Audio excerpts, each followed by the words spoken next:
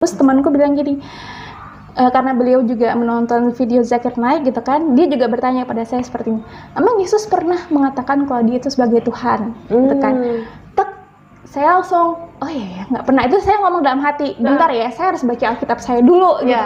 Karena everything yang saya lakukan, segala sesuatu harus berdasarkan dengan Alkitab. Karena betul. Menurut saya bahwa kalau kita mau masuk surga, ada tuntunannya nih. Tuntunannya apa? Karena saya kepercayaan saya adalah Nasrani waktu itu, ya udah pendoman saya Alkitab. Saya bacalah Matius, pokoknya Matius, Markus, Lukas, Yohanes itu saya harus baca.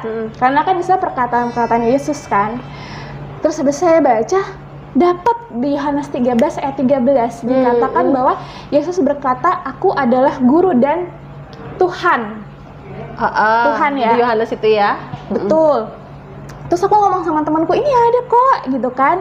Di ini nih, saya langsung bawa Alkitab saya ke kantor gitu. Ini kok ada kok, Yesus mengatakan Yesus adalah guru dan Tuhan. Nah terus habis itu, ini nggak gini, harusnya ada terjemahan lain, dibilang gitu. Terus habis itu saya searching gitu kan, karena saya kan waktu itu agama itu adalah satu hal yang penting bagi saya. Saya nggak boleh goyah gitu. Ketika saya memutuskan bahwa saya Kristen, saya mengimani kalau ini benar. Jadi ketika kepercayaan kita itu kayak disalahkan dalam tanda kutip ya, kita nggak nerima dong gitu benar. Jangankan agama, prinsip kehidupan aja atau sehari-harian, kalau kita sama suami apa kita sama teman atau sama orang tua yang berbeda prinsip aja, kita kan masih berani gitu. Enggak gitu. Jadi ketika waktu itu teman saya bilang gitu, saya langsung nyari lagi gitu, emang translate yang sebenarnya seperti apa. Nah ternyata ketika saya searching bahasa Inggrisnya, ternyata di situ dikatakan I am your teacher and your Lord. I am your teacher and Lord. Lord di situ Lord, nggak selevel dengan God ya? Iya, jadi lebih ke Tuhan. Jadi kalau misalnya saya nonton lebih lanjut dalam videonya Zakir Naik, di situ di Haleluya, salam jumpa kembali dengan saya. Semoga kita semua sehat-sehat, senantiasa dalam perlindungan Tuhan kita Yesus Kristus. Saya ingin menanggapi sebuah video. Ada seorang ibu yang mualaf. Mengapa dia mualaf? Karena dia meneliti kebenaran tentang kata Tuhan. Sebenarnya dalam bahasa Inggris itu adalah Lord, bukan God.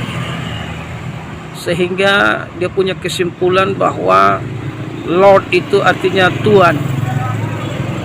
Sehingga secara logika dia mengambil keputusan untuk pindah keyakinan, karena dia menganggap bahwa Yesus itu cuma Tuhan dan bukan Tuhan yang menciptakan alam semesta. Namun sebagai orang-orang yang percaya kepada Yesus dengan segenap hati, jiwa dan roh, punya satu keyakinan yang kuat bahwa Yesus Kristus yang artinya juru selamat, nama yang diberikan untuk menyelamatkan manusia. Yohanes pasal 1 berkata, pada mulanya adalah firman. Firman itu bersama-sama dengan Allah, dan firman itu adalah Allah. Sobat-sobat yang terkasih, bahkan dikatakan juga di ayat selanjutnya bahwa semua telah dijadikan oleh Yesus. Yesuslah yang ikut menciptakan segala sesuatu. Makanya kalau kita lihat dalam Kejadian 1 ayat 26, di situ firman Allah berkata, baiklah kita menjadikan manusia serupa dan segambar dengan kita. Di situ jelas bahwa firman bersama-sama dengan Allah. Firman, Bapa dan Roh Kudus adalah satu pribadi yang disebut dengan Yahweh Elohim. Sebab itu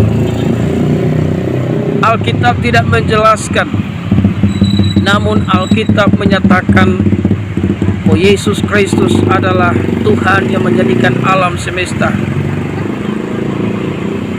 yang adalah pribadi Allah. Jadi Allah itu cuma satu, tapi dinyatakan dalam 3 pribadi.